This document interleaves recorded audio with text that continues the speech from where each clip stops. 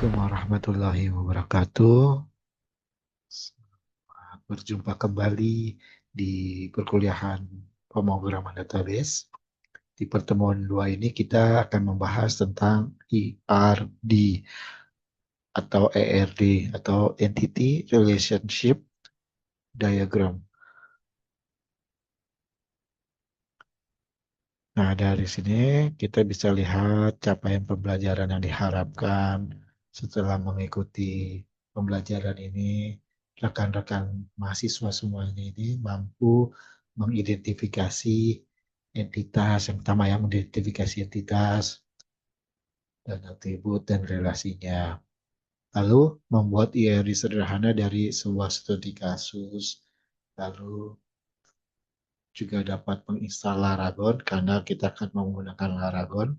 Sebelum perkuliahan ini, tahun-tahun sebelumnya, saya masih menggunakan XMPP, SMPP. Lalu pada saat ini saya coba menggunakan Laragon karena Laragon lebih up to date, lebih banyak menu yang akan dicoba selain dari database PHP atau MySQL-nya. Lalu yang keempat, dapat menjalankan MySQL dan PHP MyAdmin. Lalu yang kelima, itu dapat mengakses dan memahami interface PHP MyAdmin. Pada pertemuan sebelumnya, kalian, rekan mahasiswanya semuanya telah memahami konsep dasar database dan DBMS.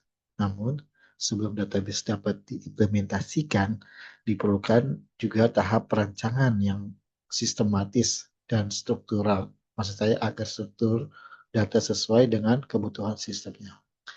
Jadi, DBMS ini memang harus dipelajari karena ini adalah struktur dari data yang baik, yang sesuai dengan kebutuhan sistem nantinya Anda kerja di perusahaan di mana Anda kerja. Nah, perancangan ini dilakukan menggunakan ERD salah satunya gitu ya. Setelah itu diharapkan juga kalian, teman-teman mahasiswa ini dapat mulai masuk ke tahap implementasi dengan menginstal tools database yaitu Laragon yang di dalamnya sudah terdapat MySQL dan PHP MyAdmin. Sebenarnya konsep dari ERD ini adalah suatu model konseptual yang memang digunakan untuk menggambarkan struktur database. ERD ini membantu dalam memahami bagaimana sih data saling berhubungan dengan data yang lain atau dan bagaimana sistem akan menyimpan informasi tersebut.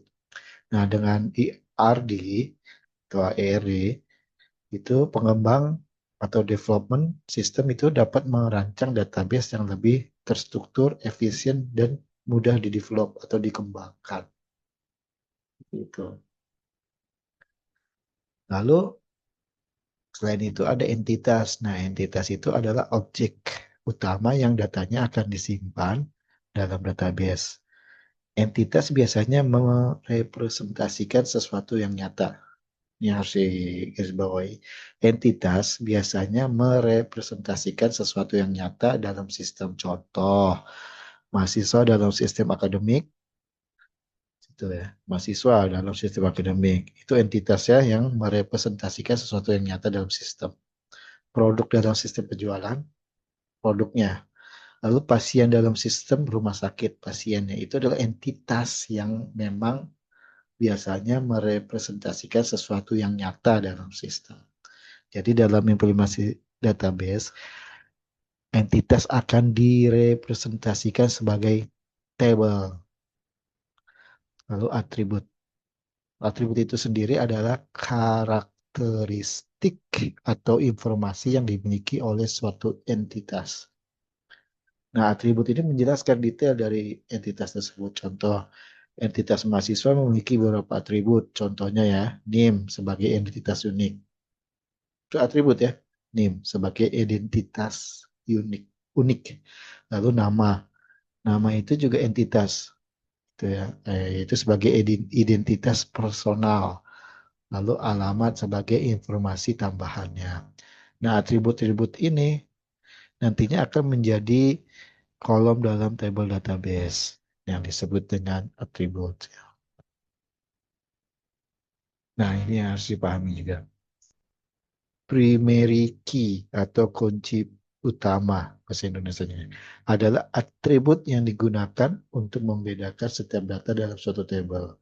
Jadi setiap record setiap data gitu ya harus memiliki nilai primary yang primary key yang unik. Contoh gini, NIM pada tabel mahasiswa. Jadi mahasiswa itu kan ada NIM, nama contohnya ya, dan tanggal lahir, alamat. Nah, itu tabel mahasiswa misalnya. Nah, primary-nya apa? Primary-nya adalah NIM, contohnya seperti itu. Jadi primary key tidak boleh bernilai sama dan tidak boleh kosong. Jadi setiap table harus ada primary key-nya dari setiap atribut gitu ya. Lalu relasi. Nah, relasi atau relate gitu ya adalah sebuah hubungan antara dua atau lebih entitas dalam database. Jadi relasi menunjukkan bagaimana data saling terhubung. Contoh, mahasiswa mengambil mata kuliah gitu. Jadi ada tabel mahasiswa, ada tabel mata kuliah gitu ya. Nah, relasi ini penting. Jadi karena kemungkinan data dari tabel yang berbeda dapat dihubungkan dan diolah secara bersama-sama. Itu adalah relasi. Seperti itu. Nanti untuk lebih jelasnya dipraktekkan di pertemuan temuan setelah UAS ini.